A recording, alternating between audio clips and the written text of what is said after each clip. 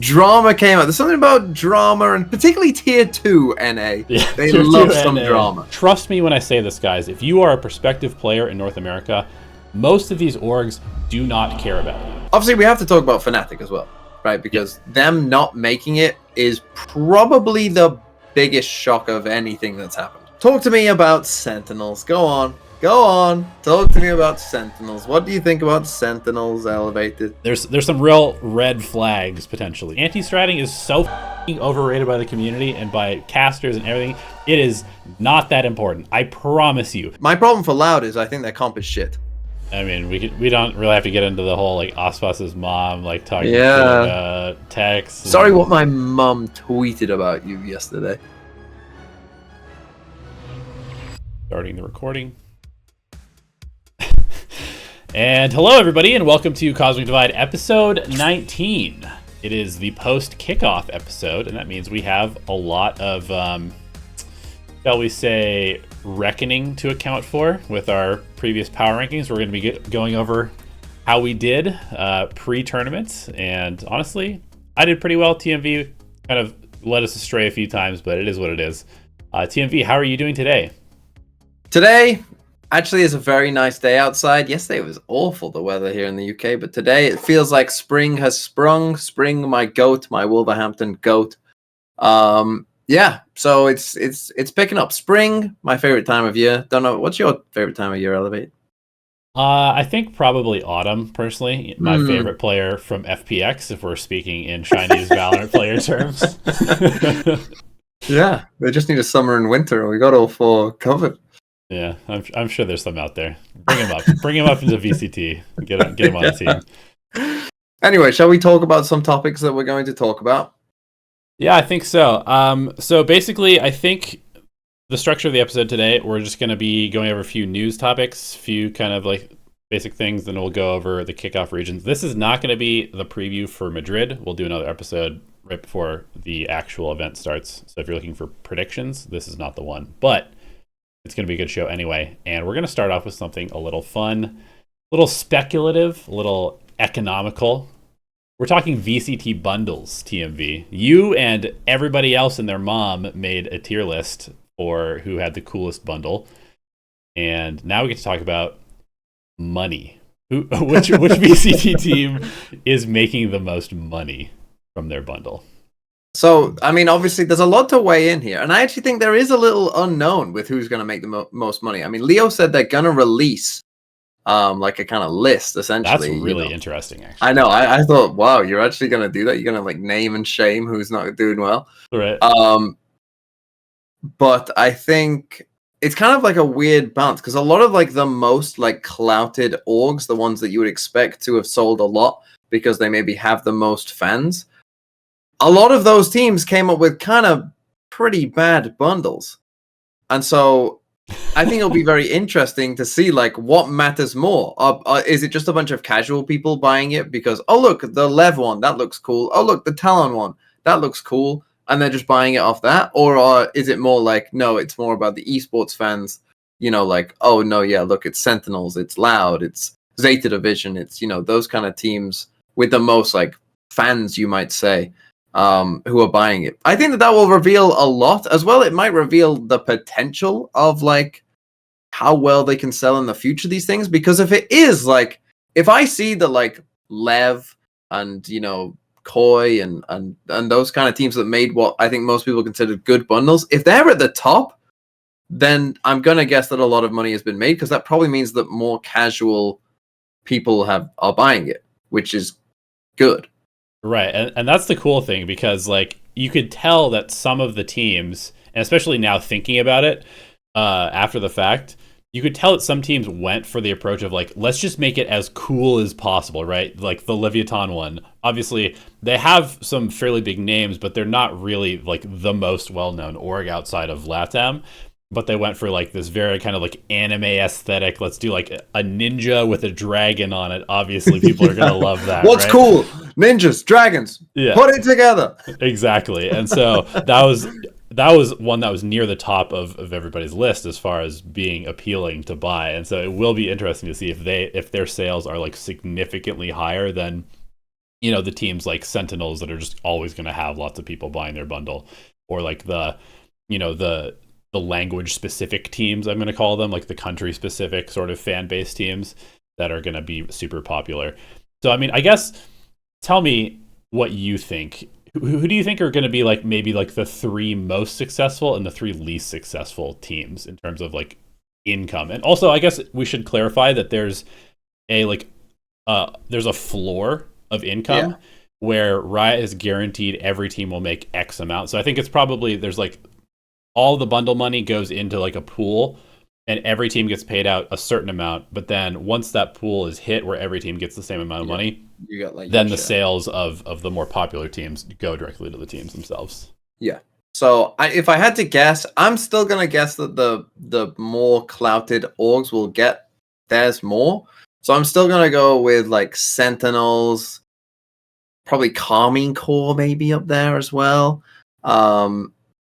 And maybe Loud. I guess those are going to be my top 3. Although Paper Rex could be up there as well. They actually had a good bundle, so I wouldn't be surprised to see them up there. In terms of bottom 3, of course, my boys DFM, my skin that I use now, and really, even with the Japanese fans, you think they're going to be at the bottom? I think they'll be at the bottom. I really, really do. Yeah, I still think they'll be at the bottom. So yeah, sorry DFM. Other teams that will be down there, if I had to guess, would be. I mean, who's it gonna be? I mean, RRQ. I don't think are that popular, are they? They could be down there. Who else isn't that popular? See, because a lot of the Brazilian fans like the MIBR one. I don't know how popular MIBR are, but a lot of the Brazilian fans seem to like that one. Mm-hmm. Crew have Messi, so it's not gonna be them. No, I mean probably some EMEA team. Who's not popular in EMEA? That's the thing, though, because like the teams that are not that good in EMEA. Yeah, have pretty big fan bases. If we're talking about like BBL or do Giants have that big of a fan base? Giants might be one that's quite low potentially. Yeah, but I think it's tough. I think it's. I would still bet DFM, but other than that, like I don't really know. Yeah, I also don't know. I think if DFM had actually just fully rebranded to Crazy Raccoon, they probably would sell quite well. Just because I know that brand is pretty big. I think for me, it might be something that's a little shocking, honestly. Like, even though the bundle was pretty good, I could see maybe a team like Gen G not doing very well just because they don't really have that much hype around the roster. Obviously at kickoff they did quite well, but they've never really had that much hype in Valorant, and the Korean scene tends to be one of like the smaller ones, and so it's like most people just know of DRX from Korea, and so it's like I do think it'll be interesting to see if the teams that made Masters Madrid, like, because obviously more people will just watch that in general, and it's a good time zone, and it with the teams that are qualified, it seems like it will be a very clouded tournament. Like, will those teams that went to Masters Madrid see like a little boost potentially from that? Just the fact that they're there, and Gen G, now you've heard, like, if you're like newer to the game, and you are wanting to get into the esports, like, this is maybe your first like tournament you watch, like, you might be like, oh, these must, like, your impression will just be these are the best teams, right? So you'll be like, oh, Gen G, they're good. And then particularly if they do well at Madrid, it would be interesting to see, like, Gen G won Madrid. Do they say? I assume their sales would be quite decent. Yeah, whoever wins Madrid, I think, is going to have a big boost. You see this in like traditional sports, right? Where like every sports league has like 2 or 3 of the teams that are just like household names. You've got like the Dodgers and the Yankees in baseball, or like the Cowboys in football, for example, or like I don't know, like Barcelona for example, in like the Premier League, or Arsenal, Chelsea. These teams, like, everybody knows these teams. But then you also have like the fair weather fans that come in when their team is doing well, right? Or like they get new fans when they're doing well. So it will be interesting because like in Valorant, I would say Sentinels is going to be ubiquitous, like, everywhere, right? Everybody knows this team. I feel like PaperX might be like the second most well-known team outside of, it's like, I agree. Sentinels, PaperX, Fnatic are probably like the top 3 that everybody kind of knows. And then after that, I mean, I think you've got like the regional powerhouses where, in my opinion, I would not be surprised if Loud was like the most purchased, or like second most purchased after Sentinels, just because the Brazilian fans go super hard. Yeah, they love Loud. Yeah. And then I would be really curious to see what the sales of GE are, because India obviously has like insanely large population, but there's also They have the a cool ton of lion. hate. There's a ton of hate towards the brand as well. Like, who knows? So yeah, I'm Got a super cool lion. curious, The super lion. curious to see what the numbers are. Yes, that will definitely be interesting. But now let's move on to more serious topics. One that you are not pleased about. This happened literally, I think, today, or like last night, essentially, is when all of this drama came out. There's something about drama, and particularly Tier 2 NA. Yeah, They Tier love 2 some NA. drama. There's a lot of drama in NA Tier 2. And so I just wanted to quickly talk about the Tier 2 situation. There's been a lot of stuff going on Twitter about... there's like a couple teams that are still unnamed. They're kind of starting to trickle out as far as leaks, but in the NA Challengers League, there's 2 slots, I believe, that have not been like claimed yet. They used to belong to FaZe and TSM, I believe. Yeah. And so some of those players still kind of own the slots.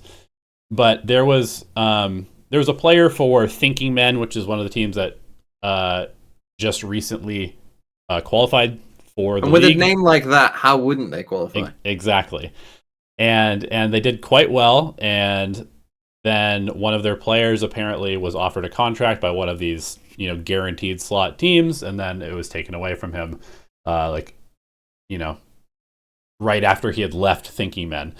And so I just wanted to quickly rant about the Tier 2 scene. And this is not, I'm not trying to throw shade at any particular player or anything like this, but I do think that there is this sort of... There's this mentality in North America. I don't know. I don't think it's like this in Europe. Maybe it is, but I feel like the European VCL system is maybe a little bit more stable than NA. But with NA only having a very small number of slots, and with North America being quite expensive to live in, and there's just like this very kind of one-track mind mentality in a lot of the Tier 2 and Tier 3 players that I've noticed, where everything comes down to getting signed. Like that is the goal. You must get signed to be able to continue your career. And while that might be kind of true, like obviously you have to be able to pay your bills if you're not living with your parents or in college or something like that. This idea of like that being the end goal, I think is a huge mistake. And I think that's kind of what we're seeing with this player Lear, where he literally qualified 2 challengers and then left his challengers team that they just proved that they're a very successful team by winning the open qualifier, like getting through the open qualifier. You have all this chemistry, you have all this potential, but let's leave that behind, go join a team that you've never played with before just because they're going to give you a contract. And then who knows, maybe they'll be shit. Maybe they'll be terrible because you've never played with them. It's a brand new, newly formed team. And so I think that this mentality of like, well, I'm just going to try and qualify, but then actually I'm willing to leave a thing that is working for something that's uncertain just because they'll pay me money. I think that's super, super incorrect. Like, trust me when I say this, guys. If you are a prospective player in North America, most of these orgs do not care about you.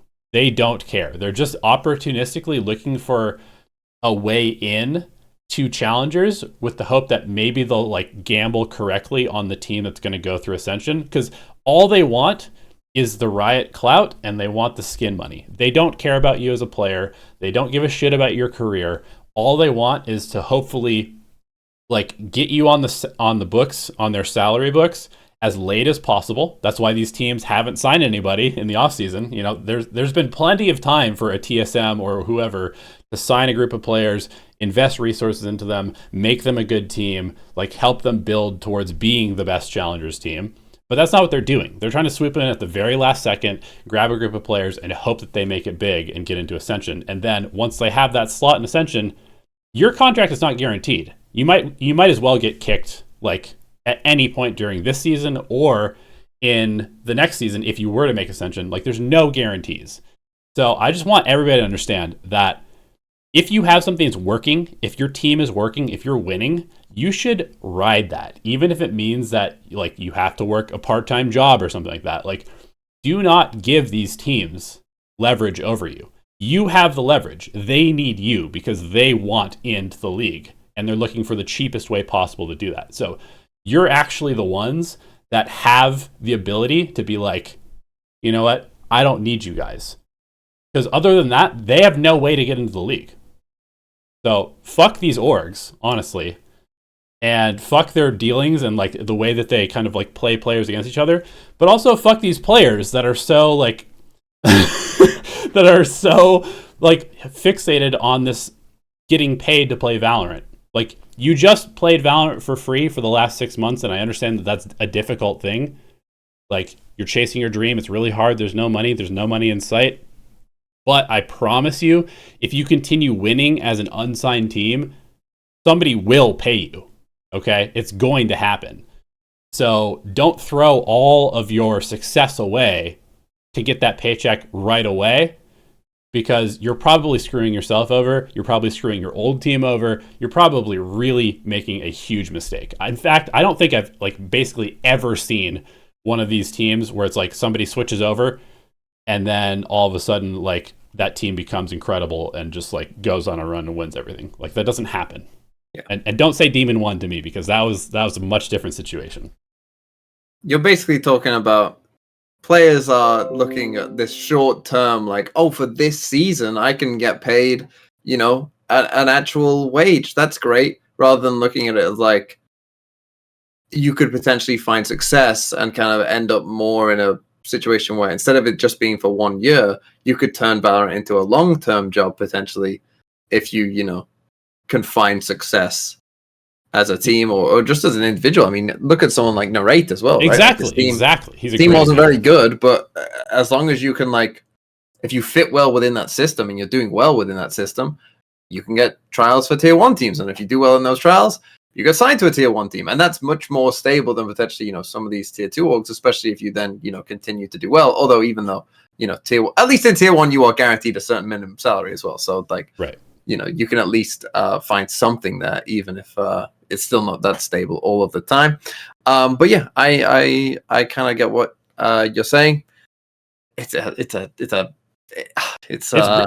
brutal. Like, I can't really fault somebody for doing this, but I'm begging these players who are kind of inexperienced in like the real world, like, do not give these orgs the leverage over you by just like putting them on a pedestal. Like, oh, if I can just get signed by an org, then my life is better. It's not how it works. You're talking about like your average shelf life on that org to whoever you sign with is not going to be that long.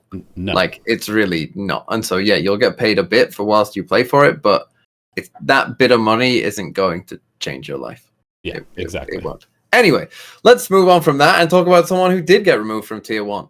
Yikes. Because we have one known tier 1 move, and we're going to get into a bit as well, like, you know, will other teams make any moves, or, you know, who maybe will do that. But Bleed have let go of their IGL crazy guy, and it has been heavily rumored that Zest, the old DRX player, that this is where Zest might end up. Now, because he also left his tier 2 Korean org. Yes.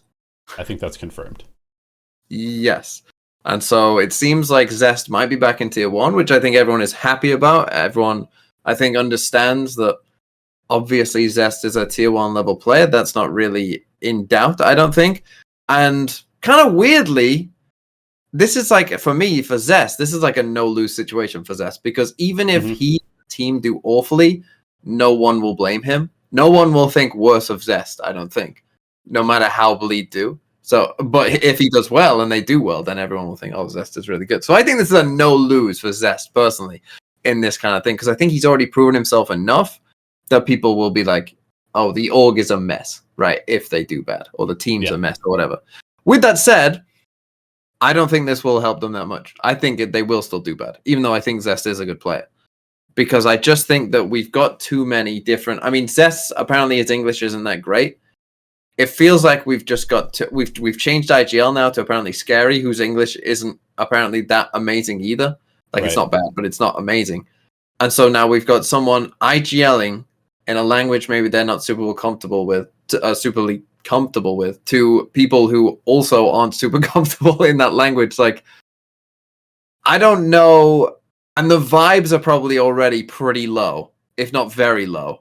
Yeah. You know, like, if you're the guys from Bleed who have survived from last year, you've now lost 3 of your teammates who you it's not the same team anymore. You definitely are not feeling any of the similar, like the 3 out of 5 yeah. rule wouldn't apply to this team anymore. Yeah, they have exactly. lost the majority of their players. So if you're those guys, you're probably not feeling great. If you're coming into this situation, it's probably not a great vibes right now. So I'm not feeling good about this whole bleed thing. Where are you, Elevate? Yeah, I mean, unfortunately, obviously, I'll take the hit on this one. I was very high on these guys. And I mean, I have to, maybe point a little bit to the way that the team was formed. Like, I was super, as somebody who loves statistics and scouting and that type of stuff, I was like really interested to hear that this team with Ye was essentially put together with no scrimming. They just were like looking at, they were like trying to moneyball it. They're like, we've got this particular gap that we think we can fill with this player. Let's do that. Let's go out and get Egoist because he fits, like, etc. It obviously didn't work because they didn't look like the worst team in Pacific, but they definitely were pretty low. they were pretty low. I think we saw everybody was talking about it. Everybody was talking about, why is Ye playing Viper? Why is he playing Sky? Just put him on the role that allows him to carry. So there's a lot of stuff that the team has to work out. Obviously, they're going 1-for-1 in terms of roles, with Zest being, a Sova player and Crazy Guy being like a Sova player. So that particular swap shouldn't be that difficult. But yeah, changing IGLs, obviously, as we said, the vibes being off. I mean, ceiling. I mean, what is the ceiling for this team at this point? See, weirdly, they have good players, so I think the ceiling is actually still pretty high. But to me, the floor is just the bottom. The bottom, yeah, like the 100%. Bottom of the bottom. That's the problem, and I think they're right now closer to their floor than they are their ceiling. That's the other problem. That like what we've seen thus far inspires no hope, and yeah, I honestly don't. I don't know if this can be fixed in this season, to be honest. At least because they have a month off to try and figure some stuff out. But I feel like you need a long break to fit. Like, I'm just thinking about the vibes. And we've seen so many teams, like Sentinels, like T1, bring in a vibes guy, and it's the, even like every team, and I know obviously the teams that win, like their vibes are going to look good, but like, teams like Gen G as well, right? They seem to have very good vibes. I mean, even the vibes guy from what we've seen on the player cams. Like, it does matter, right? Like, who wants to work like 8 hours, 9 hours a day with people you don't like? And like you're relying on them, and you like in this line of work, like you have to rely and trust in each other and have good communication with each other. Like, how are you going to make that work if you just hate the guy next to you? Like, what? Or if you've got nothing in common to the guy next to you as well. Like, if you just I think that's the bigger thing. I doubt these players like actually hate each other. They don't hate each other. But it's definitely going to be awkward. I feel like. I don't know Zest personally, obviously, but he never really seemed like a vibes guy in DRX. I don't even know if DRX had a vibes guy, to be honest, other than maybe Stacks. And so I don't think that's going to be fixed by any particular move in this direction. Yeah, I'm totally with you. Anyway, with that said, let's talk about Kickoff and everything we saw from it then, shall we? How do we want to do this? Do we want to just go through Pacific first? I'm just picking a name out of a hat because Pacific ended first, so let's cast our minds back, shall we? Let's start with Pacifics and our thoughts about that. So, first off, our two teams going from Pacific are Gen G and Paper Rex. What's your surprise level at that? I mean, obviously not surprised by Paper Rex. I think everybody picked them to go through second place at Champions. Obviously, they have a roster move, but they have a skilled player coming in. And they were pretty good. I mean, they weren't like the Paper Rex of Champions in terms of skill and coordination and all that, but you can't expect that from them. And from what we've heard, they were kind of just like trying to play this tournament for vibes, basically. Like, speaking of vibes, they are kind of just like trying to build team chemistry right now, because replacing somebody like Jing, who was a very integral part of every single piece of their game plan in terms of like his role and how the players seem to like appreciate him as a teammate. I think that's going to take a bit of time to replace. So I think it's kind of a valid approach. and they still made it through in what turned out to be a very difficult group because Gen.G came out of the same group as them, and Gen.G was the number 1 seed. And this team definitely surprised. Both you and I had them pretty low. We knew that their firepower was very high, but just the things that we'd heard about, again, the vibes of the team last year not being very good. Obviously, they had kind of a big roster overhaul. They brought in a new coach. And I mean, they looked great, honestly. They didn't look like they had a massive playbook, but they simply shot better than every other team in the league in Pacific. And so that carried them pretty far. I don't know. That's essentially my take, is that Gen.G looks good. I think their firepower stacks up against anybody internationally. And that if they're vibing, they might be able to make a deep run. Gen.G are such a weird team for me. They're I really don't know what to think about them, because I like, as you said, their firepower is good, and I don't think we saw anything like special from them other than that, really. Like, they just they were just solid at like everything, but then their firepower was just really good. Which is kind of like just such an odd, like, normally when a team qualifies for one of these events, like, normally you can point to like, oh, look, they played this interesting comp, they do this kind of interesting thing. There's something more about them than is just like, than just like, oh, they win a lot of fights. If you give them a 50-50, it's not a 50-50, it's a 60-40 in favor to them, because they're just cracked. And it's just kind of, I don't know, that feels like something you would say about like a 2021 team. Like, not that they are a 2021 team, of course they're better than all of that, but just that they don't do anything like that blows you away. They just happen to win like a lot of fights and play pretty decent, I guess, which I think is kind of wild. But I'm this isn't the preview episode from Madrid Masters, of course, so don't expect me to start previewing them, but they're the team that I think I have no idea where they'll finish. Right, 8th to 3rd or 8th to 2nd is like their potential range. Literally, I have no idea where they'll finish. I have literally no clue, and I think that's just who they are, I guess. And I think, T1 and DRX were the teams that lost. Let's just get a quick word on those as well. Talking about T1, in the playoffs, yeah, T1 for me are about where I expected them to be. Right? Okay, they drew Paper X. They lost up at Paper X. Fair enough. But they looked pretty good in their run, I think.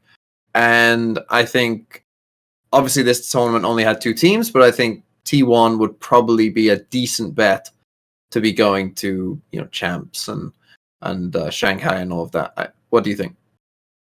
Yeah, I mean, I think T1 probably looked better than DRX if we're just talking about all the playoff teams.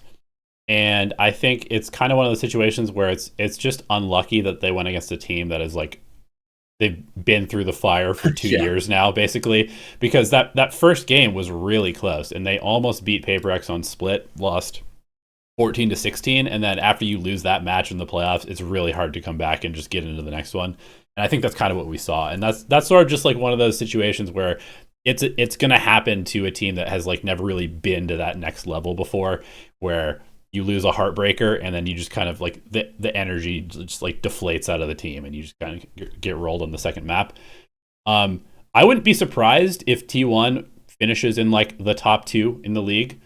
I wouldn't be surprised if their ceiling is to be like literally first place in the league potentially. But also, I think that they're just a team that is a little bit inconsistent in terms of their performance, and so yeah, I would say where we ranked them, which was like top 3, if I remember correctly, is about where they are. Yeah. And then DRX, I mean, for me, DRX, obviously it's a disappointment. This is the first tournament they haven't made since 2021, the first international tournament. And I don't know what to think about what DRX do next, to be honest, because to me, like, they made the changes, and I'm still not fully convinced by Foxy9, especially when he's playing Viper. Mm-hmm. But Flashback looked good. He actually looked like one of their better players, if not their best player at times. And so it's not like the people that they brought in are like bad or any worse, but now everyone else is kind of catching up to them. I don't know what they'll do. I really don't know what DRX will do, because what happens if they don't qualify for Shanghai? That will then be a massive failure to not qualify for 2 international events. One where there's only 2 spaces and it's a best of 3, single elim, like, fair enough. But if they don't qualify to Shanghai, they might need to start looking at making changes.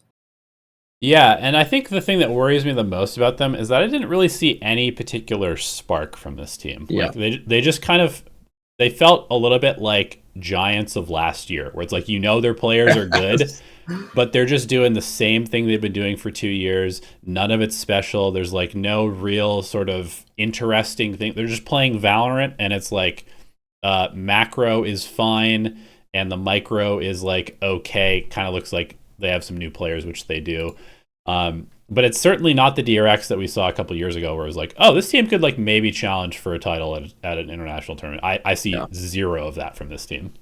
Yeah, and that's tough. And I think you're right. It's kind of like, when you think of like the best DRX, you think of like that A retake on Haven always like pops into my brain, where they had like only eco weapons, and yet they absolutely, I can't remember who they were playing, but they destroyed someone on a retake on Haven. It was amazing. It was like, oh, that's classic DRX right there. I don't know if that exists anymore. They're kind of more of like an individual team right now, and that might get better over the course of the year, but they definitely seem to just be relying on like hero plays, and that's not a good place for this team to be. No, like I don't know where that's gone, and they desperately need a dose of it back. Anyway, yes, let's get to let's do this pretty quickly. Our 3 quick questions. Most surprisingly good team of each region of Pacific. Should be pretty easy for this one. It has to be Gen G, right? Yeah, it's definitely Gen G, and I don't think there's any other real candidates, to be honest. Yeah. Surprisingly bad team for Pacific. Bleed, obviously. It has to be Bleed, yeah. Yeah, Bleed. Is there anyone else who like fit into that? I would say Zeta Division were surprisingly bad, and I mean, just because they made it to play-ins, but they looked awful in play-ins. Yeah. And so I'd say Zeta and Bleed probably, and maybe you could even throw DRX up there if we want to be real harsh on them.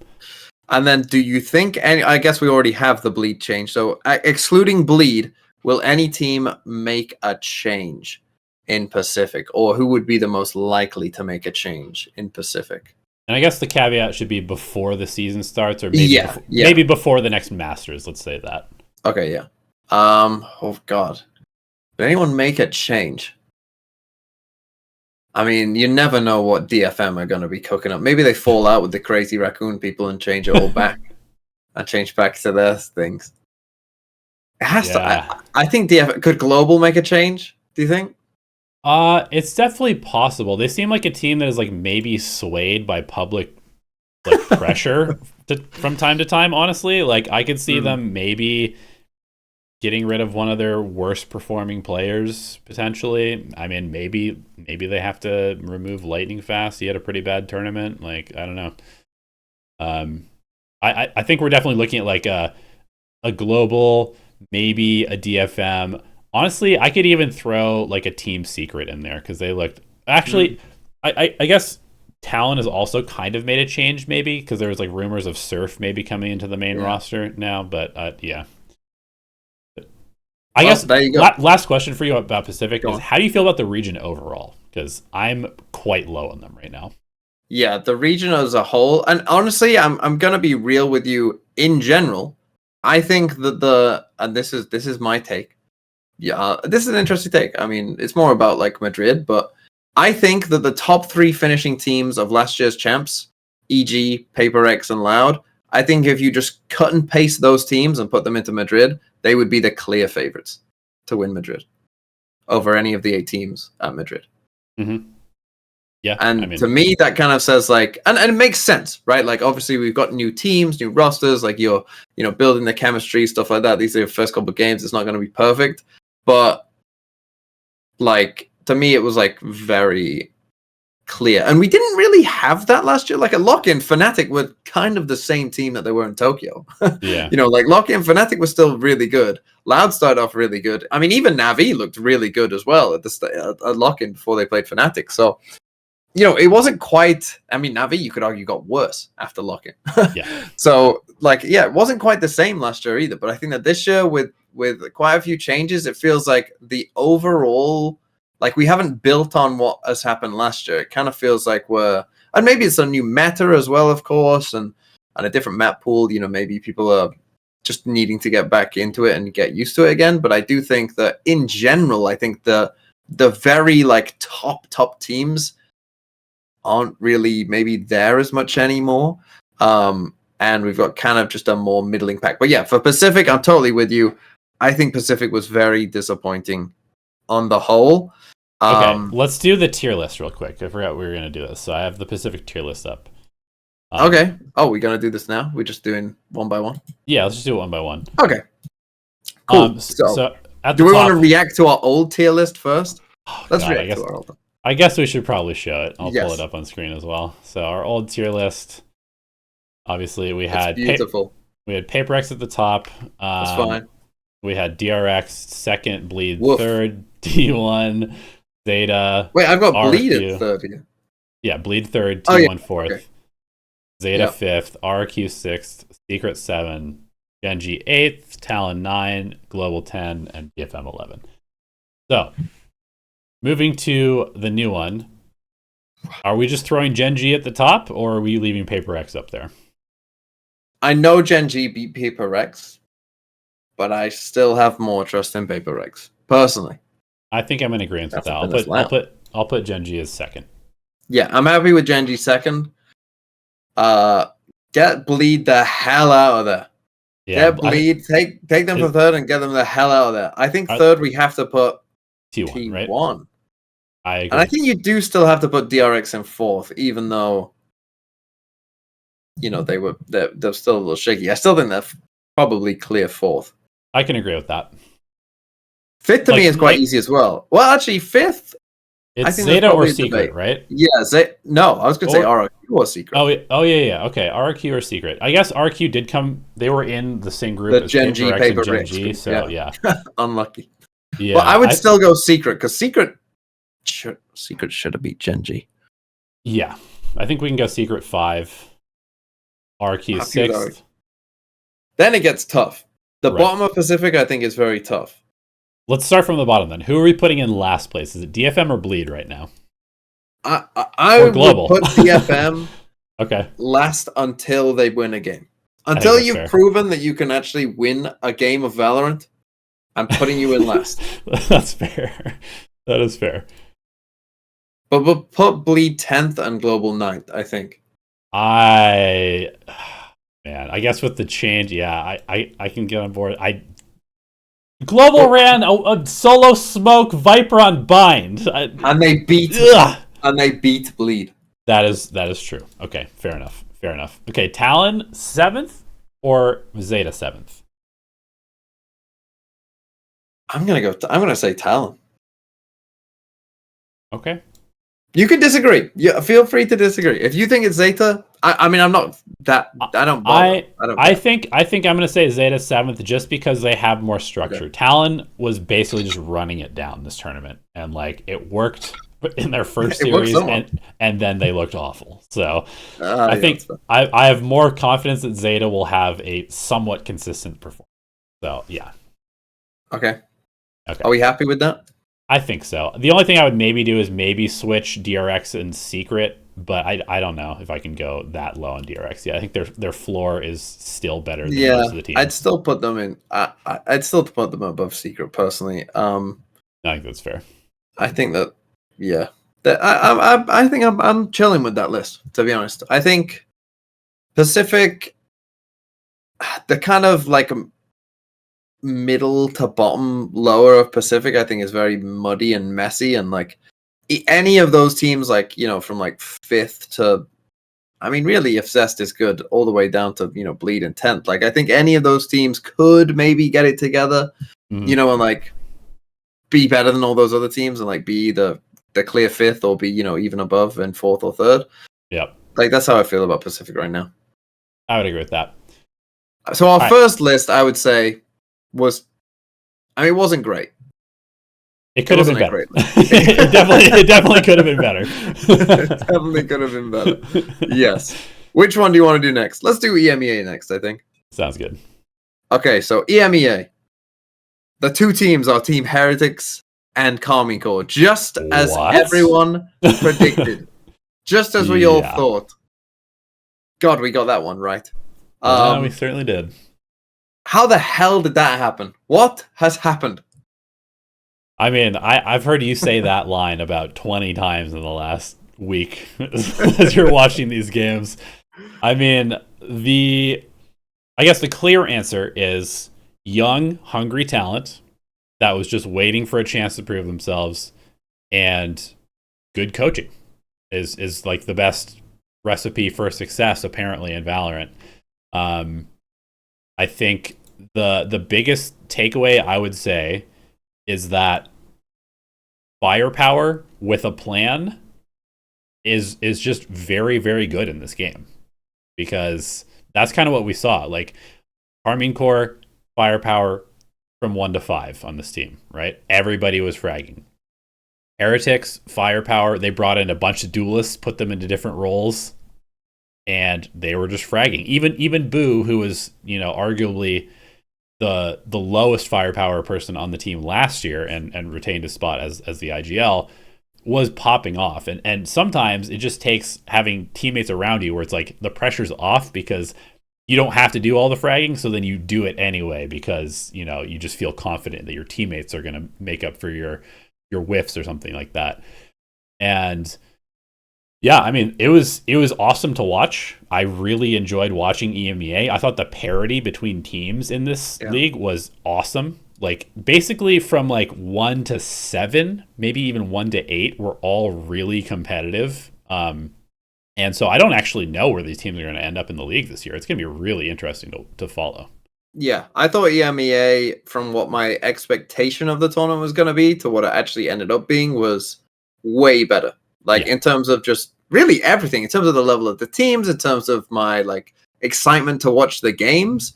Mm-hmm. Like, yeah, I thought, and the EMEA, let's be real, EMEA last year was a bit of a snoozer. There were some awful teams in EMEA, and there was some really good teams in EMEA. And so you got a lot of like just nothing games where like you knew like, oh, this team is obviously going to lose, and they would. And it's like, oh, yeah, shock fucking horror, they lost.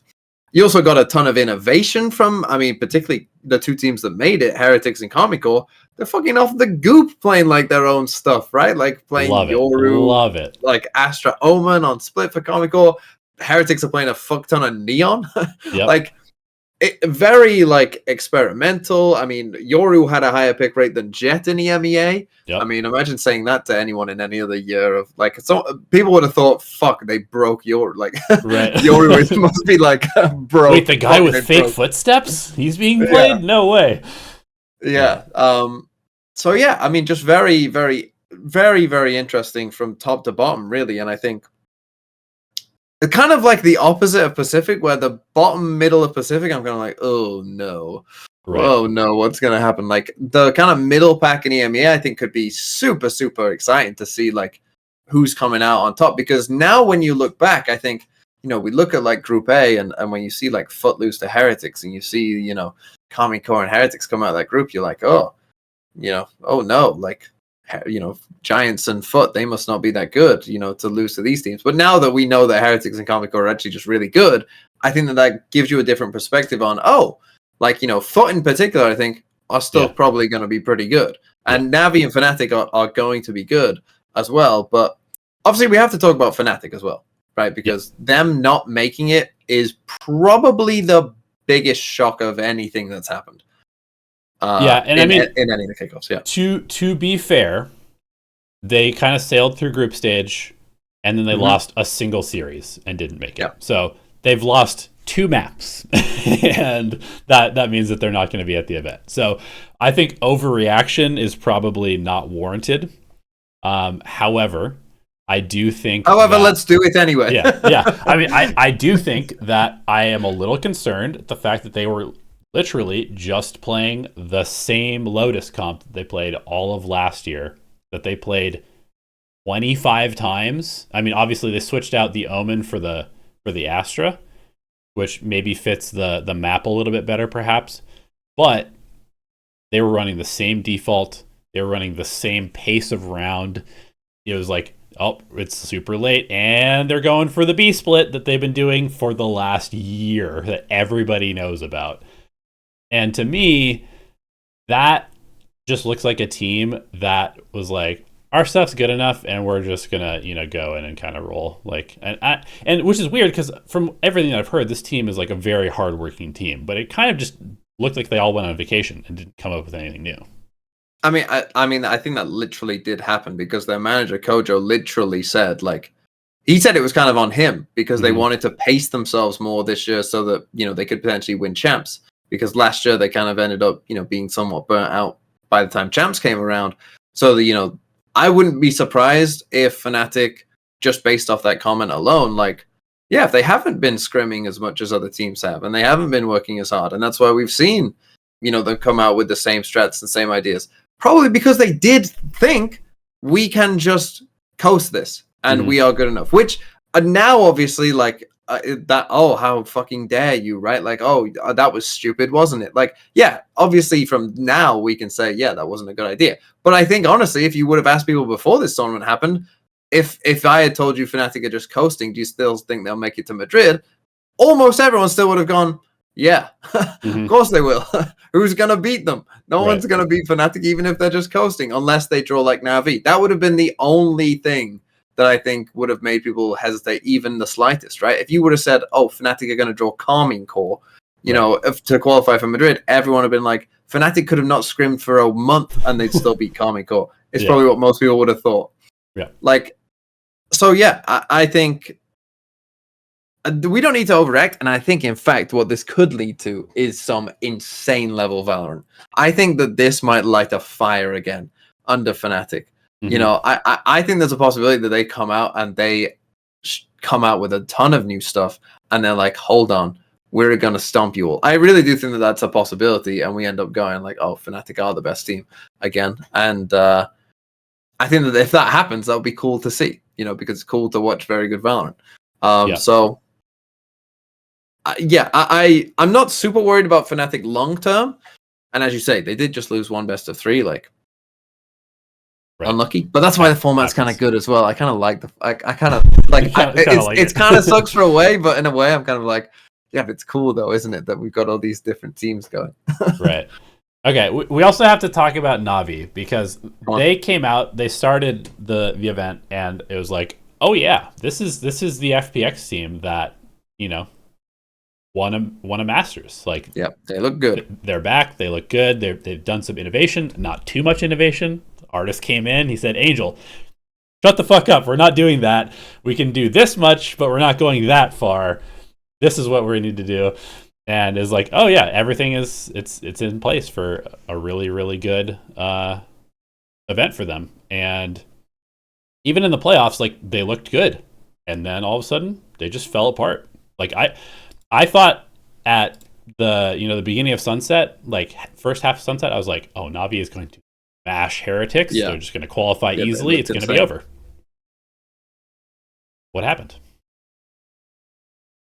See, Na'Vi to me were Na'Vi were the true victims of this format, because I think that they had played really well in their other games, and I think that their attack side on Sunset, they just couldn't figure it out. They couldn't figure out, like, I mean, Heretics were doing like the same setup almost every round on defense, and they just couldn't figure it out. They just couldn't figure out the answer to that kind of style, and they lost on Sunset in a close game. And then on Breeze, and it's funny again because Eric Doombros, the coach, came out after the game on Twitter and said, like, this series is on me. And I can only think that what he's referring to is that they, kind of like Fnatic, I think that they just went, our Breeze is good enough, we can just coast. We can coast on Breeze. They owned on Breeze in the first two series, yeah. And they didn't give Heretics the respect of the Heretics anti-strats and stuff like that, and Heretics just in general being a good team. They didn't think that, this team, like, with knowledge of what we're doing and we don't know what they're doing, like, Heretics can smoke you if that's the case. And they did. And yeah, that was tough for Navi because they did play well in the group stage games. They looked, I mean, they toasted Team Liquid. Like they took them and they made them look awful. And then Team Liquid looked awful the rest. But let's not talk about that. But yeah, I think Navi, actually, again, my Navi hope it wasn't like hurt that much by it because I think we saw enough good that, you know, I think they'll be okay. And also the next agent apparently is a smokes agent that can revive themselves. So Angel is chilling. Angel stocks are on the rise. Shall we do the tier list? Yes. Take a look at well, let's first just quickly go through our little bullet points here. Sure. Surprisingly good team. Is it Heretics or Karmine Corp? To me, it's Karmine Corp. I feel like Heretics is much more inconsistent, whereas Karmine Corp looked like they are like the real deal. Like I could see Heretics falling off this year. I don't think Karmine Corp. But to me, I think Karmine Corp people had some hope for them, whereas Heretics, I don't think anyone had any hope for them in this tournament. That is fair. I mean, I think both of them deserve to be in this category, obviously. Okay. Like, yeah. But pick one. You're picking Karmine Corp, I'm picking Heretics. It's fine. Okay. The surprisingly bad team. Ooh. I mean, you could, if you wanted to argue for Fnatic.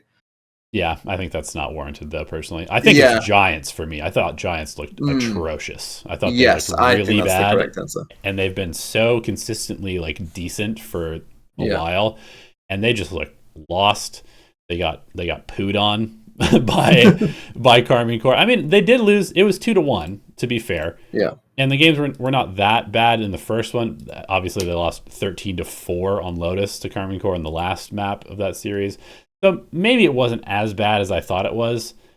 But I mean, it was pretty bad. The other one would be Liquid. I mean, losing. It's not a surprise for you, Elevate. No, but it was surprisingly bad. Yeah, it was pretty bad. That loss to Koi. Yeah. God, that was rough. That was rough. Koi didn't even play good. The fact that Koi made it to play-ins to me was almost like a tragedy. Yeah, it's shameful. It was quite bad how they played in play-ins, and I don't know. Like that, yeah, and I think I said this on Plat Chat as well, that like, to me, Koi, when they beat Liquid, I was like, oh, Koi beat Liquid? Like, maybe there's something... Maybe Koi can do something. And then they played in the play-ins, and I was like, this team is not good. Yeah. Like, this team isn't good, and they beat Liquid. And that's an indictment on Liquid. Yeah. So, yeah. Let's do the tier list then, shall we? Yes. So, our old tier list. Yeah. Do you want to show that first? Yeah. How bad can this be? I'm looking at it now. I mean, it's pretty bad. It's not great. Obviously, when you have like teams such as Heretics, Heretics, Karmine Corp, everyone's tier list is going to be bad in the EMEA. But where the hell do you? Now, this is a good question though. Who do you put those teams at 1? Are Fnatic 3? So let's see.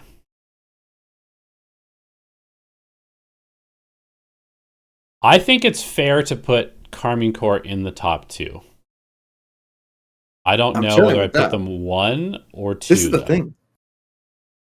I think if Fnatic and Karmine Corp played 10 times, the Fnatic would win more than Karmine Corp. I think I agree with that. That's why I'd still put them number 1. I'm happy to put them 2, though. I'm gonna put Fnatic 2 personally. That's fine. Because you don't want people DMing you. No. I'm fine with hatred DMs. It's fine. Whatever. I just think that the fact that they didn't do anything it's now one of those situations where obviously they can't just sit on their laurels and they can't sit on their firepower because everybody else is caught up. Like, I wouldn't say that they firepower diff like any of the top 5 teams in EMEA at this point. Which was not with a big gap. No, I mean they might be slightly better, but yeah. Last year they absolutely gapped everybody except for like Navi in the entire league, and this year that's not the case. So I think they easily could finish first, but I'm happy to put Karmine Corp first, honestly. Go for it. Okay, we got Karmine Corp 1, but you're putting Fnatic above Heretics. Yes. Like I said, I think Heretics could finish as low as like 7th. Really? Yes. Whoa. I don't think no, I liked what I saw for the most part. Now, don't get me wrong. Some of it, particularly in the early part of the tournament, like Boo was playing at a level that he just never will again. It's unsustainable. Yeah. It's not even unsustainable. It literally he will never have a 2-game period ever. Like just 2 games. He will never have 2 games as good as he did in the group stage. Yeah. Of this tournament. He just will never. You won't ever see it again. And that's no disrespect to him because he was playing if he kept that up, he would literally be the best player of all time and it wouldn't be close. Yeah. And he's not going to do that. Right. So what? You want to put them... Where would you put Heretics? I would still probably put them below Na'Vi. Okay. I would put them above Na'Vi. Yeah. Okay. I mean, I don't hate your idea. I think that's fine. But I would put them above Na'Vi. Okay. I mean, but I think that's our top 4. Yeah. Who's 5th though? This is where it gets interesting because EMEA. I think this is where it gets interesting. The list. I think it's either got to be Foot or Vitality, and the thing about Vitality is that obviously they were playing with a sub, right? Yeah. And so we still don't actually know what Vitality's true peak is. Power is, yeah. But who would you put in 5th? Because I agree, it's definitely between Foot and Vitality for me. I'm probably putting Foot. I'm probably putting Foot. Okay. I'll go with it. Because I'm pretty undecided because I like both teams quite a lot. Mm-hmm. And I see what you mean about Heretics. There is definitely a world where Heretics, maybe even Calming Core. This is the thing. I think is there no way that Heretics loses to Na'Vi, Foot, and Vitality in the regular season? There's 100% chance that but I think that's true about Calming Core too. Yeah. I really do. Shit, I'm putting Fnatic above Karmine Core. I can't do it. I can't put them 1. There's just no way. If they win Madrid, I'm happy to look like an idiot, but there's just no way I can put them above Fnatic. I can't do it. Well, there you have it. There you have it, folks. Send your DM. What is it? Elevated Speaks. Yep, do it. I dare you. There you go. But yeah, God, I could actually. Yeah, you're right. What if Heretic? It's very easy that Vitality and Foot, with the extra time that they might have as well, could overtake them by the time. That would be crazy. We could have 3 different teams make it to Shanghai from EMEA. Yeah, that's very possible. Are we dropping Heretics below 3? No. I'm not dropping them below, okay. But I think it's very possible. Okay. So let's go Foot and then Vitality, I guess. Yeah. Okay. Fair enough. After that, who knows? After that, in fact, the top EMEA power ranking is so tough because there's problems at the top, there's problems in the middle, and then from 7 to 11, what the fuck do you do with these teams? Who knows? Who knows? I can't in good conscience put Koi in 7th, even though they made it to play. No. There's just no way. In fact, I think it's easier to start from the bottom. Who do you think is the bottom? It's probably got to be BBL still. I agree. Yeah, put them at the bottom. Even though I could see them beating Koi and Liquid and Gentlemates, I think they still got to be in 11th at the moment. I agree. In 10, I'll tell you who I would put in 10. I'd put Koi in 10. And I know what you're going to say, but they made the play-ins, and that means that they've got to be in the top 7 if they're playing. No, put them in 10. Because Liquid did beat Koi 2-0, and then they lost a very close game. Yeah, and I didn't like what I saw from Koi.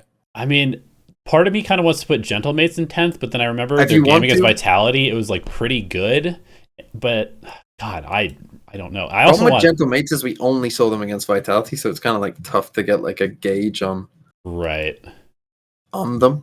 So do we put Liquid in 9th? Are they just one slot better than Koi? Let's do it because you hate Liquid, so we might as well just fucking send them down there. We might as well at this point. Just do it. Put Gentlemates in 8th. I'm going to be honest. Giants are de facto 7th.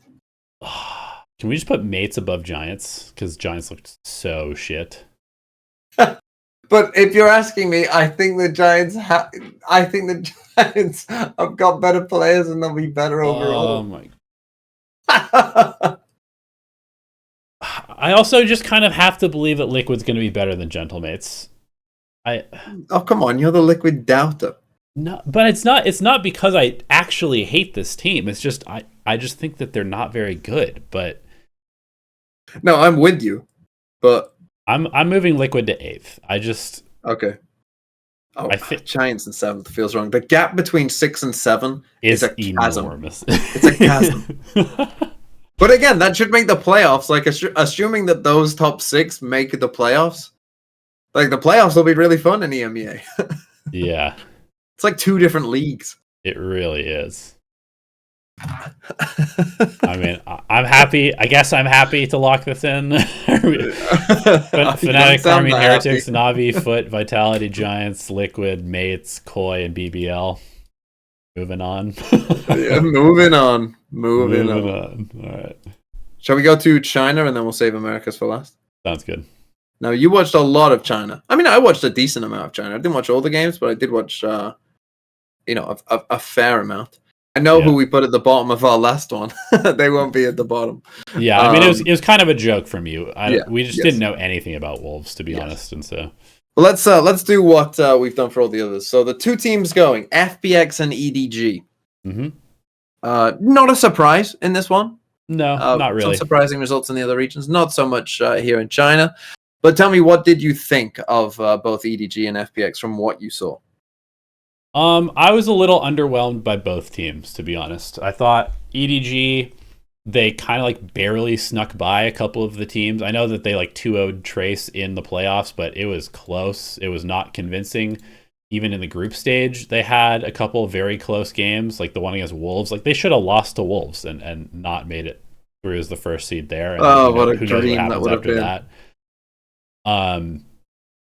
Yeah, I mean, I don't know. It's weird. Like EDG is obviously still good, but they kind of in the same way as like Gen G, I don't feel like they were particularly doing anything like strategy wise that was winning them the games. It was just that they were making slightly less mistakes than the majority of the Chinese teams, which I'm going to be honest, I was coming in pretty excited to watch China this year, and I thought that a lot of these games were just a mess. It was just a comedy of errors, and like whoever made less mistakes was the team that was like squeaking. Sometimes it was a wonderful comedy of errors, though. Yeah, there were definitely some moments, but I was pretty disappointed in the overall level. Which, to be fair, a lot of these teams are like forming from completely new rosters, and so I think expecting like excellence from these teams early on is just not going to happen.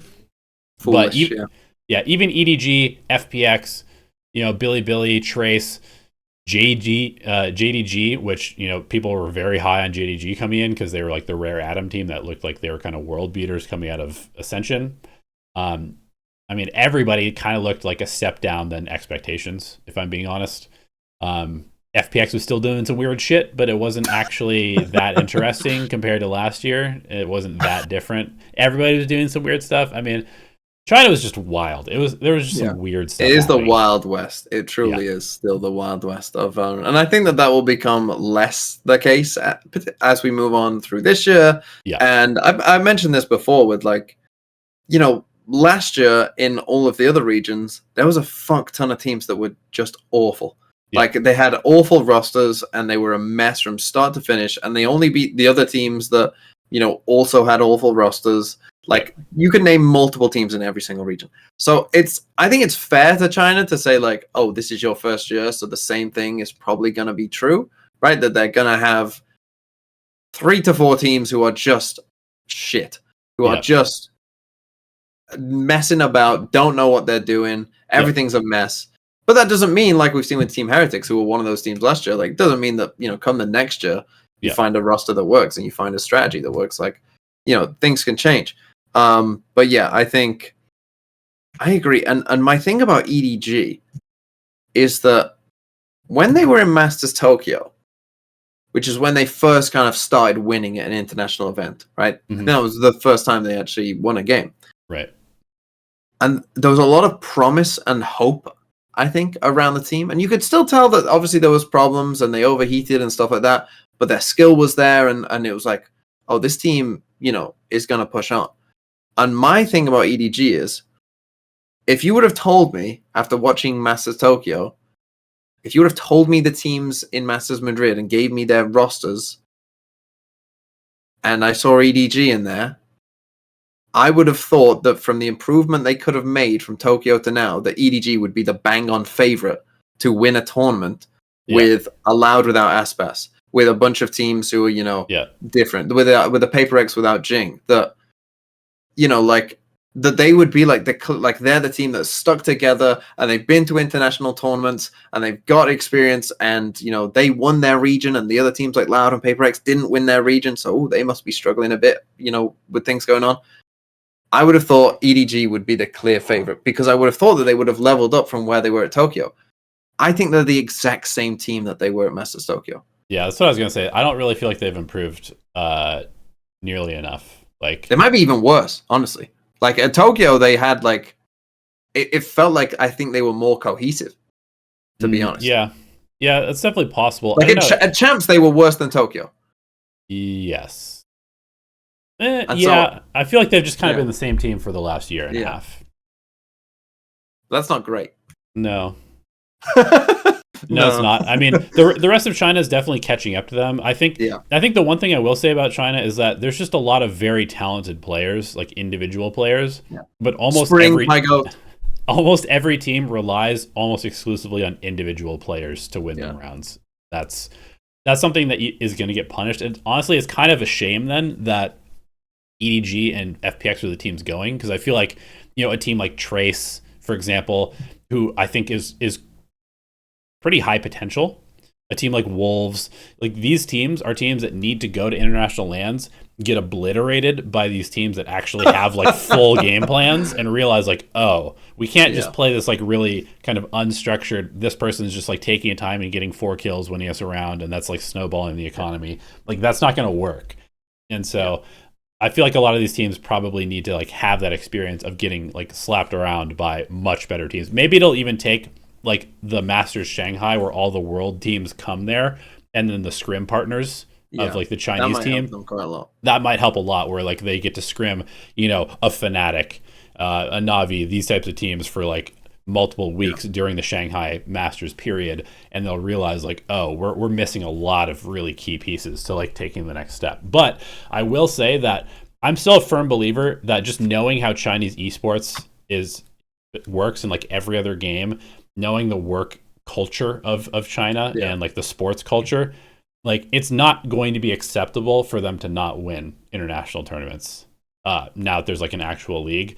And so I still believe that in 2025, like we'll see a Chinese team win an international tournament. And I think in the next 3 years, I think probably maybe 3 to 4 years, I think half the top 10 teams will come from China. Or 4 or 5 of the teams will be Chinese. Well, there you go. Get ready to learn Chinese, buddy, I guess.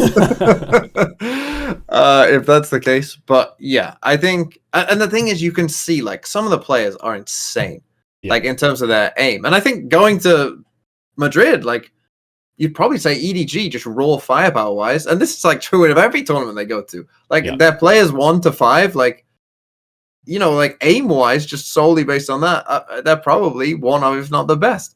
So yeah, I think it's interesting the way you're describing it, right? Like they're relying on like, one player to carry certain situations. And it just reminds me of like, like the old chamber meta in 2022, right? Where you could just rely on one person, like changing the round every time. Or, the jet meta before that, right? Like maybe they're still just, just in that kind of mold, and they, are still in the kind of catching up phase to, what's happened. But yeah, I think Shanghai will be. It'll be interesting to see if that is a bit of a turning point for the Chinese teams. I think it really could be, as you kind of said. So let's do our quick bullet points then. The most surprisingly good team in China. Probably Wolves, honestly. Wolves or Trace. See, I didn't want to say it because obviously I'm going to be accused of being biased. But I legit, I mean, Wolves should have beaten it. They should have beaten. They were 10-6 up. It should have been 11-6. They lost a 1v2 versus a Ghost. I know you could say, oh, they shouldn't have lost that. They didn't deserve to do it. But had they beaten EDG, which they were on track to do, and they looked like the better team in that game, they're probably going, right? Because the fucking like high that they would have had after beating EDG, the confidence that they would have gone into it. Like, if you beat EDG in China, it's like, who the fuck is stopping you now, right? Like, no one's stopping you now. You're feeling on top of the world, and I think, man, and I honestly feel like you did see that in that other game. Then when they lost to Billy, who they stomped in the first game, they lose that game, and you can kind of see like when you lose that game to EDG and you're so close, you're so close, and then you lose it, and then it's just like you have to wake up the next day and play another game against a different team who've had more time to prep than you as well, and it's just like, But yeah, I agree. I was shocked. The Wolves are that good, and now I'm on the full bandwagon. I was shocked, but also Trace. I agree with you on Trace. I think Trace, who I was pretty high on. I think when I did mine for China, I think I put Trace in like third. So I was pretty high on Trace.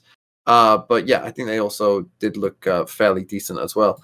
The most surprisingly bad team. Woof. There's a couple here, I think. Who would you say? Ty Lue? I mean, I think I'm not. It's kind of hard to say anybody was surprisingly bad, just because I don't expect that much. I would say probably JDG was the most surprisingly bad, and honestly, maybe EDG.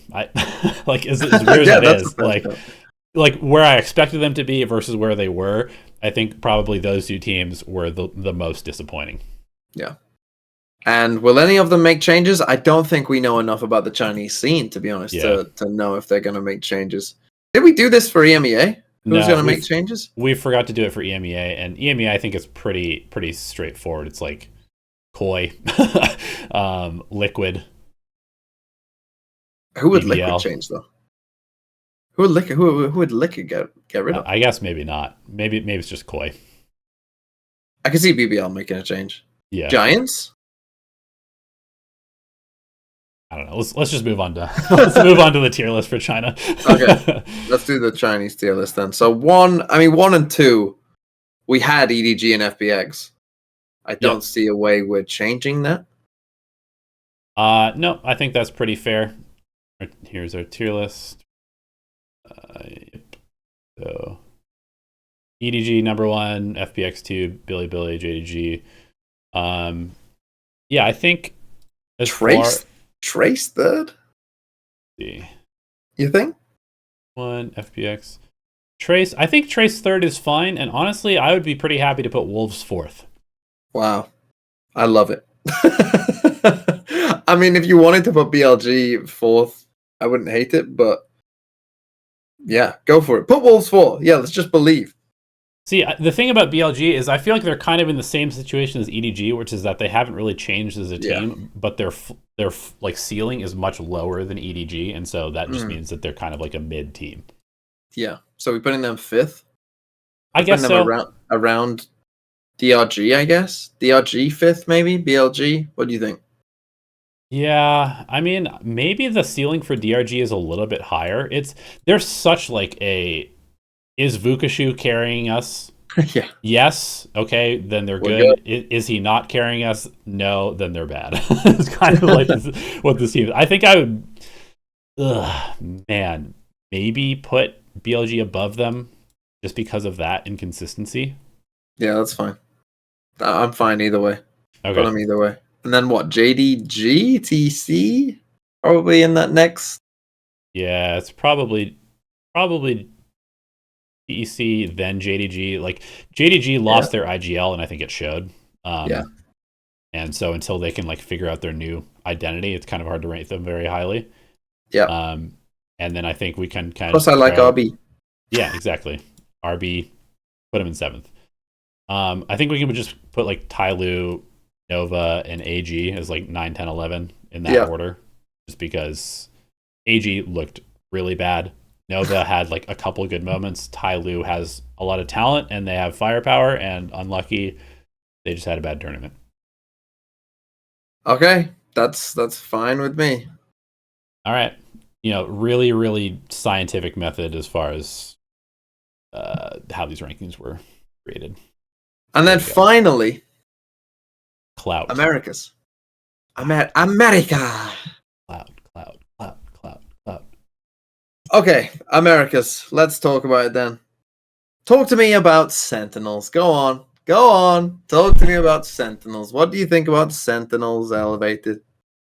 I mean, I thought they looked like a team that had been playing the most games, which they did. They played the most in the offseason. They played the most at the tournament, and they looked like it. Like, they were a team. They were a full team.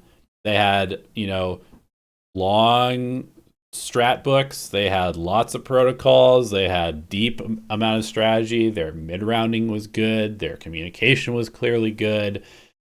They just looked like a team, a solid team. And I think I was still worried about their potential in the playoffs because, just going against a team like Energy that seems to have so much firepower and like star power, I thought that was the moment that maybe they could crumble. But luckily for them, NRG decided that they didn't want to win and they were going to give them Sunset and Split. Well, I mean, maybe it was the map veto that really pushed it, but I just thought that Sentinels kind of they passed the test with flying colors. Honestly, I thought even though they lost a map to Energy, it was a map where Energy I think is going to have the advantage on that map, particularly most of the time anyway, just because I think at every position the Energy players kind of diff them on that map specifically. Outside of maybe the Sentinel role, but yeah, I mean, I just thought they looked good, and I think their prospects for Madrid and the season are quite good overall. Yeah, I definitely agree. To me, my concern with Sentinels really is just their map pool, right? On Split and Sunset, you don't. It's like for me, if I'm Heretics playing against Sentinels, Heretics have been banning Acend in the kickoff tournament. They better not fucking ban Acend. If they ban Acend, they've lost. Like, it's over. Like, you've trolled. You've literally trolled. Because, I mean, Sen were banning Acend against Loud, so Sen might want to ban it anyway. And you must ban one of Sunset or Split against them. You just must. It's like EG with Fracture. In Master Tokyo, EG got to play Fracture every time. EG was starting 1-0 up. Literally, they were 1-0 up against everyone. It wasn't until Champs that people realized, like, let's just ban it. You have to look at Sentinels right now and just go, pick one of Split or Sunset, whichever you think you've got the better read on, or whatever you think is your better of the two maps. Like, ban one of them, play the other, because you will be playing the other, because Sentinels will pick that map. Like, me, they will pick that map. There's no way they don't. And you have to try and get in like an Ascent or a Breeze in there, because they don't look that good at those maps. Like, they just don't. Like, they the same level of like coordination and like hive mind and all the different setups and protocols that they have on like Split and Sunset, they don't have on like Breeze or Ascent. And their icebox doesn't look that great, and their bind didn't look that great. They've been running like kind of what Fnatic did for Lotus. It seems like Sentinels have done with their bind, where like their bind used to be good, and so they've just kept it the exact same. But now they haven't been working on it as much as their other maps, clearly. Now you can kind of like see that it's not, like, people have figured it out, and it doesn't work anymore. So I mean, maybe they'll have time to change it. I don't know, because it's not like their bind was good, but now it just feels like it's been a bit figured out. So yeah, that's my concern for Sentinels, the map pool. The thing is, the good news for Sentinels is that in the past, and pretty much at every tournament thus far, teams troll map vetoes. And they are, and teams aren't very good at map vetoes. Like I said, they gave, like, no one was banning Lotus against Fnatic all of last year in EMEA.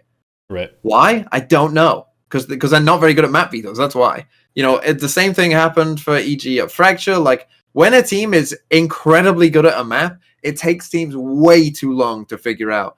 I guess they just back themselves of, we'll be the ones to figure this out. And they never are. They always just lose. And then it's like, well, why the fuck did you do that?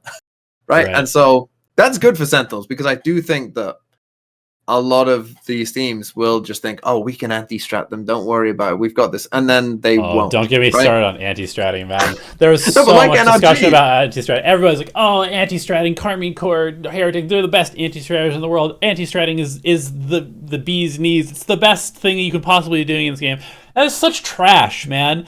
They asked Kaplan how much they anti-strat, and he's like, some teams will do a little bit, but we mostly just play our own game. That is how Valorant works. Anti-stratting is so fucking overrated by the community and by casters and everything. It is not that important. I promise you. You try and give these players like 16 pages of notes of like everything you need to look for, in one ear, out the other. Nobody is paying attention to that. I promise you, most of these teams are not doing that much anti-stratting. It is super overblown. There's some stuff you can get specific reads off of certain stuff, but everybody thinks that you can just compile these like massive documents on these teams based off of their shown maps and like, oh, well, automatically you win because you have so many notes on them. Absolute bullshit.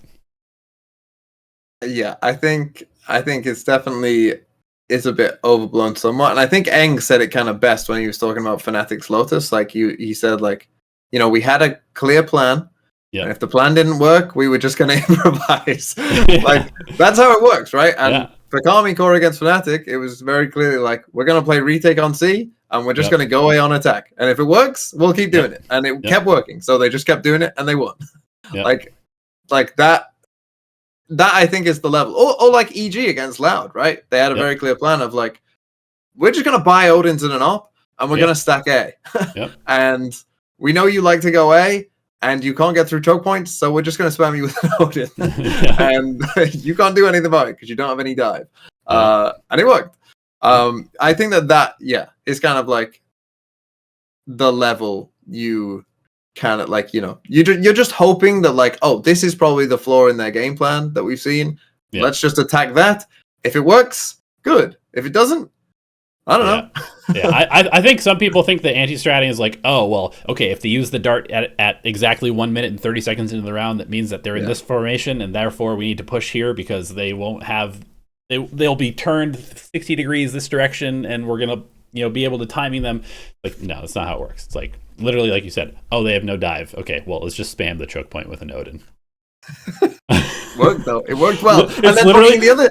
But this is what drove me mad. Why didn't when anyone else played Loud? Like, why didn't Sentinels, when Loud were playing that comp on Bind, do the exact same? Why didn't you bind an Odin? It didn't make any sense. It annoyed me so much because it's just so obvious. Like okay, yeah, there's no like paper walls, even though there is some walls you can spam on Bind as well. Like, just they can't get through the choke point if you just spam them. Like, there's nothing they can do.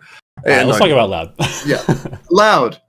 Do you know my problem for Loud is? I think their comp is shit. That's my concern for Loud. Is that this Phoenix shit? I don't think is very. I mean, it can work for certain maps, right? Like it did work for Acend, but like they're trying to apply it to Lotus, and it just doesn't make any sense on that map. Yeah. It just doesn't make any sense for what Lotus requires of you. It doesn't make any sense, and that annoyed me quite a lot, because to me it's like, okay, do you understand like why your comp is good? Like, do you understand like the things that the comp allows you to do that is good? And I would think so, because Sadek's a really good IGL, but like I don't know how they played that comp in scrims and didn't run into major problems. I don't understand how, like, what, did no one ever fucking lurk on you? Did you never have someone lurk in a scrim ever against you? Like, what is going on? Because Sentinels won multiple rounds that they definitely shouldn't have won by literally just walking all the way through B, up and around downstairs, and back to A, and won multiple rounds by doing that. They went on a mega lurk, and they could have lost more rounds by doing it as well. Like, it really... That's my worry for them. And again, if teams do use the kind of EG blueprint of buy an Odin across multiple maps, not just Ascent, but, just take what EG did and apply it to other maps as well, I don't know how Loud will do. Now, they could just change back to, some of their old comps and stuff and try that, or cook some new stuff up as well. And if so, then I think they'll probably do pretty well. Yeah, I mean, I was so Loud pilled after the first series, because I was like, oh my god, they've got 2 different comps for 2 maps that they're playing. This is incredible. They're going to have a different comp and a different idea for every map. And it's like, oh, it's just... No, they have one idea that it's one comp that they're applying to every map. Yeah. And they did that last year with the Harbor Viper as well, right? Harbor Viper is OP. Right, but it was the one comp that they applied to every map. And so...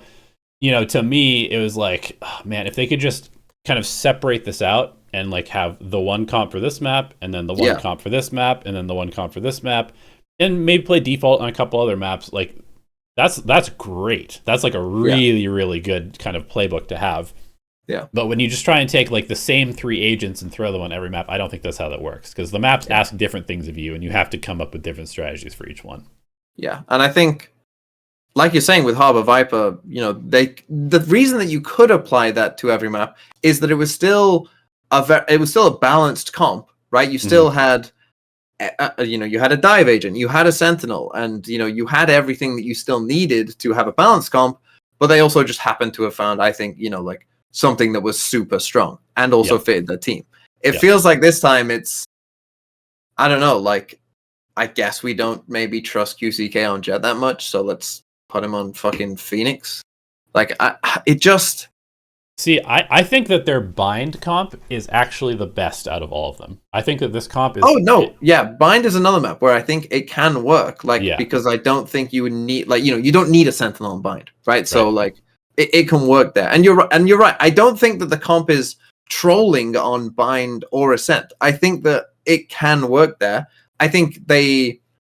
need to think about, like, how would they counter an Odin kind of stuff. They need to think about, like, that EG game, like, how would they approach it differently now, knowing that what EG are doing? I think that's something for them to think about. But it can work on certain maps. I'm just worried that, like, they're applying it to maps where it doesn't work. And then the rest of their map pool that we've seen as well, is nothing special either. Right? Like, their icebox doesn't look that special. Their split doesn't look particularly special. Like, that's my worry for Loud. Yeah, I think that's fair. So let's go ahead and say most surprisingly good and bad teams of the Americas region. Man, good, surprisingly good. Are Sentinels that surprisingly good? I wouldn't say so. I think a lot of people expected them to be at least pretty good. Yeah, I mean, the general community sentiment was that they were coming into this pretty hot. I mean, what do you think about 100 Thieves?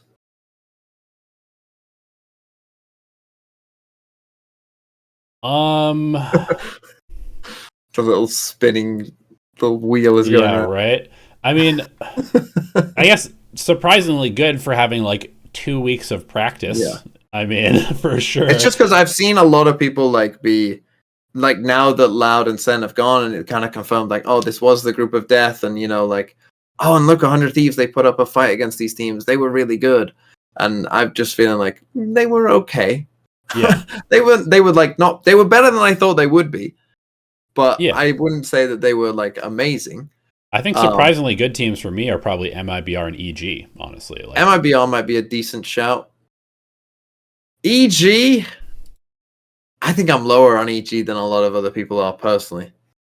I'm not like amazingly high on them, but considering that we didn't even like know what the roster was like a month ago. Okay, yeah, I mean, they did VG2 as well. I can go with that, but I'm happier with MIBR, I think, is my answer. Because I didn't have much hope for them at all, and they turned out to be like okay. Yep. And that's quite a big gap, to be honest. From no hope to okay, that's like quite a big gap. Exactly. All right, most disappointing team. Surprisingly bad. G2. Were they surprisingly bad? Their playing game was. They went 1-1. Like, yeah, but they beat Sen on 2 maps that didn't matter. That is true. I was gonna maybe go for Cloud9. Yeah, that's another good shout. I guess actually here's a better question for you. What are your thoughts on Lev? Because Lev was heralded as, we put them at number 1 in our as we see. Yeah, that doesn't look great. We put them at number 1. I was not that impressed by Lev personally. I think that they had moments where you could tell like their players are obviously good. I can see that with my own eyes that their players are good. Yeah. And they did have some moments where I thought like, oh, that's a nice idea, or oh, you can tell that that's good. But I think there was a lot more moments where I was kind of like, oh, I thought you'd be better than that. Right. And so I wasn't overly impressed with Lev personally. Well, I mean, we put them 1, so yeah, I expected them to be better. Yeah. And I also think if we're going back to vibes, I don't think this team has very good vibes, and it wouldn't surprise me if this team hasn't had good vibes since Noswa left. Yeah, Personally. I mean, we don't really have to get into the whole like Aspas's mom like talking Tex, and that's got to be awkward for Aspas to bring. Like, what do you do in that situation if you're Tex or Aspas? Like, does Aspas come up and apologize for what his mum said? Sorry, what my mum tweeted about you yesterday. Right, and then you've got you're a traffic cone. There's 3 different cultures all in this team. Yeah. Navigating social situations in that regard. I mean, I feel like this team, I think we kind of talked about it in our preview episode. We put them at number 1, but I'm pretty sure we both were like, this is a team that honestly could implode. Like there is possibility for that. I think we said that about both them and Energy. And for me, Lev is the clear, there's some real red flags potentially for this team at this point. Yeah. It's especially because you've got like Aspas isn't going to be one on a team who's losing. Yeah, like Aspas isn't going to be like happy. I think with we're the fucking 4th best team in Americas. Like I just don't. He's not going to be like just chilling if that's the case. And then that's kind of the problem as well. That like you've got some very you've got very different levels of like where players are and their sort of what they've achieved, right? You've got like King and Mazzino and Tex who are like are probably desperate to get to international tournaments and desperate to go deep in those tournaments. And then you've got Aspas, who like everyone recognizes one of the best players in the world and has already won the world championship. Yeah, and is like chilling. And then you got Com as well, who's just won champs as well, and is probably still like a bit sad that his old team is kind of like disintegrated before him, and then last minute he's pivoted to this. Like, it's kind of a very weird mix, and I'm not that hopeful for them, to be honest. I think that they could implode, which would kind of be fun to watch from the outside, but I'd feel sorry for the people on the inside. Yeah, 100%. I mean, and I don't want to go too deep into this, but I have to be a little bit like questioning of some of the coaching decisions that have been made. Because and I don't, obviously I have no inside information about these teams, but I have to imagine that some of the coaches and coaching moves that we've seen are things that are a little bit like worrying. So if you have a super team formed and you're bringing in a coach from like a tier 2 Spanish league team, like, a big shift, that you need to have like very good charisma and people skills and like be able to lead these players, because they're looking for reasons to not listen to you. They've already done, at least some of the players have done the thing. They are the best players in the world, right? And you have these other players that are heralded as like potentially being some of the best players in the world. Same type of thing with like Fnatic. Obviously maybe less of a worry there just because their culture seems pretty good. But you do, if they do struggle, looking at Elma Putty coming from a super mid Korean team over to the best team in the world, like here's the keys to the sports car. Like all you have to do is just turn it on and it's going to win. And if they don't, like that's a big problem, right? And there's a few of these teams that have hired coaches where it's like, maybe you're not fit for the job based on the players that you have potentially. Yeah. And so we'll have to kind of keep an eye on that as well. Yeah. I think like you can just picture the scene. Like imagine if Elma Putty behind the scenes like was thinking like, oh, we haven't like done enough for this tournament. Mm-hmm. But then how does he be like, you guys need to work harder, right? Yeah. But then you've got the Fnatic manager saying, no, well, let's just take it easy, for the first tournament. And you've got the players who are like, yeah, we don't want to burn ourselves out. Like, how do you just have to go, okay, like what's he gonna say? He can't say anything. He just has to go, okay. Whereas if you're like the coach that's won it all, and the players are the new ones, you're like, no, we're gonna work hard. Like I know what it is to be the champion. Like how hard was it for Potter to get her players to buy into her stuff? I bet it was the easiest sell ever. She was probably like, listen guys, this is what we're gonna do, and they're just like, absolutely sensei. Yeah. And that's the thing. These are the type of things we don't see behind the scenes. But like anyone who come, like especially for sports and stuff like that, like you see it all the time, where a manager in a football team will get fired, and then the next week everyone is like way better than Yeah. even though the new coach just had no time to say anything. He's introduced himself basically, but everyone all of a sudden is like the best player in the world. Yeah. Because they just didn't like the coach before. Yeah, exactly. Anyway, let's do our tier list for Americas. Sounds good. How was our initial one? Well, we had Lev 1, so already it's not looking too great. Yeah, it could have been better, as we've said a few times on this one. Yeah, there's a couple teams out of place, but again, I feel like there is. It wasn't the worst. It wasn't the worst. I feel like there's a top 3 for sure that probably most everyone can agree on. In what order, I don't know. I mean, I think you kind of have to put Sentinels number 1. I think you kind of do. Whether that makes people who hate Sentinels rage or not, I think that's just kind of like de facto the case right now. Like that is, they are the best team in Americas. And yeah. And who would you put? Would you still put Loud 2, NRG 3? I think so. I mean, I think that Loud probably would have beaten Energy if they had played, based on what I saw. Yeah, NRG to me looked like the team that is very good, but just needs clearly hasn't had enough time to flesh everything out, you know, and just needs more time. And I think honestly, probably by the time Master Shanghai rolls around, I would guess that NRG will be number 1 on most people's list. That would be my guess. Interesting. Yeah, I could see them definitely overtaking Loud by Shanghai. And depending on what happens in Madrid, maybe they overtake Sentinels. That's definitely possible. Okay, number 4 is interesting. I'm still sticking Lev 4 though. I can't. You can't. Who are you putting in 4 instead though? That would be my question. Don't say EG.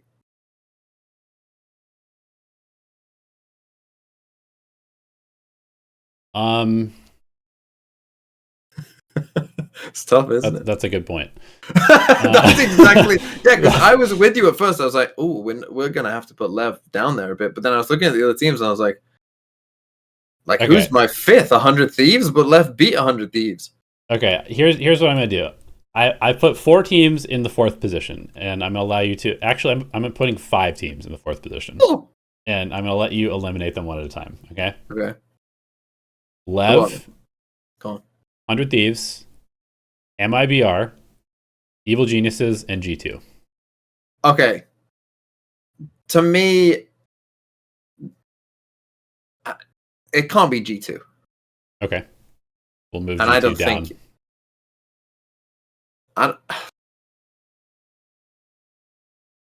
I don't think it can be. If I'm being truthfully honest with you, I think it has to be Lev.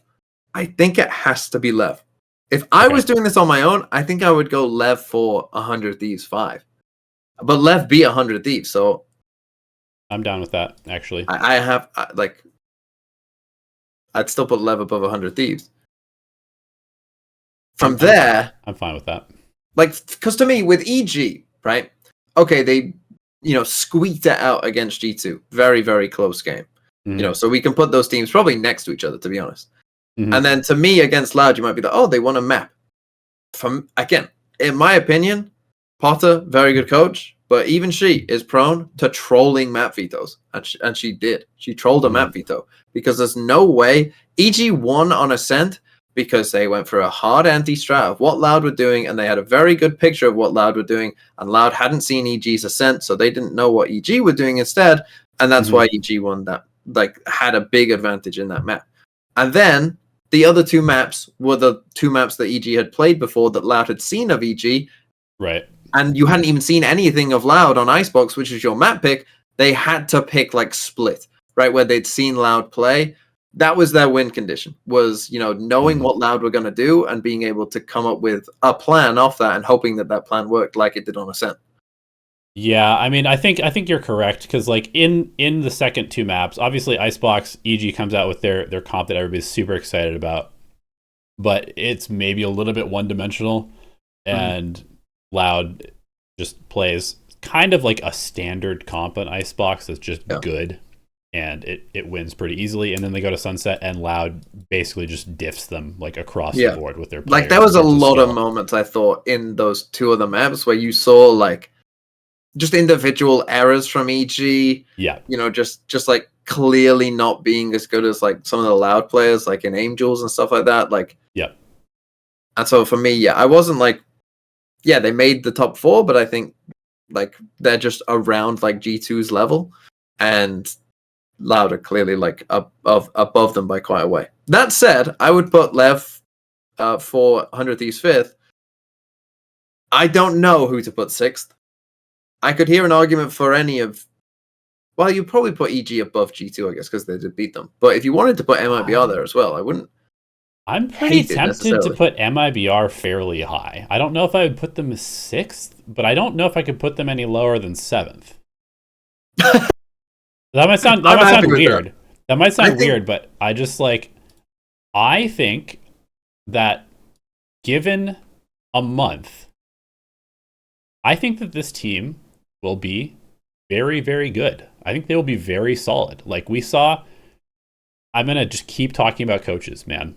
I think we saw Fraud come in and just set a culture, set like a playbook. This team won a shit ton of pistols, and that is what Fraud is known for. Like he comes up with pistols. They won pistols. It gives them good momentum going into these maps. Like they're just doing a lot of fundamentally good stuff. And while their players might not be like SS plus tier players necessarily, like they're solid players that I think with good leadership, like they can be solid. I'm a little worried about Acend specifically. I think he looked like a tier 2 player on this team.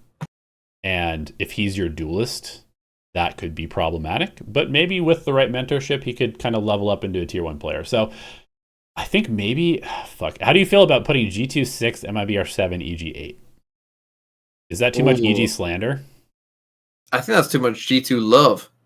Okay. But I'll let me kind of decide 4th, 5th. I'll let you put those 3 teams in whatever order you want, because we're somehow running low on time. Yeah. All right. I think. And what's the deal with G2? What is the deal with G2? Why can't they ever sort of like hit their expectations? What is it about this team where they simply have to struggle? like even I don't know. I'm gonna put G2 6th. I'm just gonna do that. Okay. I do think that you're correct about EG, where it's like even with the correct cooking, I think maybe just there's a little bit of skill diff. The ingredients were slightly out of date. But man, Derek looked so good sometimes. I get them on the list. I can't put MIBR any lower than 7th. All right, I'm switching it. I'm putting EG 6th, MIBR, then G2. And then to me, it's an easy Cloud9 crew Furia, no? I think so. Yeah, I mean, I basically have no hope for Furia. I think this team is just cooked for like the entire year. Crew, I could see making a run up to like a 7th place potentially. I thought there was something there. Yeah, there's something there, but I'm happy with that. Let's lock it in. Let's end it there. Okay. That was Cosmic Divide, episode something 19. Wait. Last question. Oh, two last things. You get 1 minute each. Okay, I know we have to go record another piece of content. Yep. 1 minute each for each of these. Yep. Okay. Rank the regions in strength from 1 to 4. Very easy. China 4, Pacific 3. I'm still on the fence, but just to appease all the Americans, Americas 1, EMEA 2. Okay, I think I'm going with Pacific 4, China 3, NA 2. It's Americas, not NA. EMEA 1. and NA 1, Americas 2, EMEA number 1. And then the last question is, any thoughts about the fact that the teams going to Madrid, out of the 3 regions, except for China, all of the teams came from the same group. So Pacific, both teams came from the same group. Americas, both teams came from the same group. EMEA, both teams came from the same group. No thoughts. Head empty. All right, thank you. That's been Cosmic Divide. See you later. Win! Win! Acend!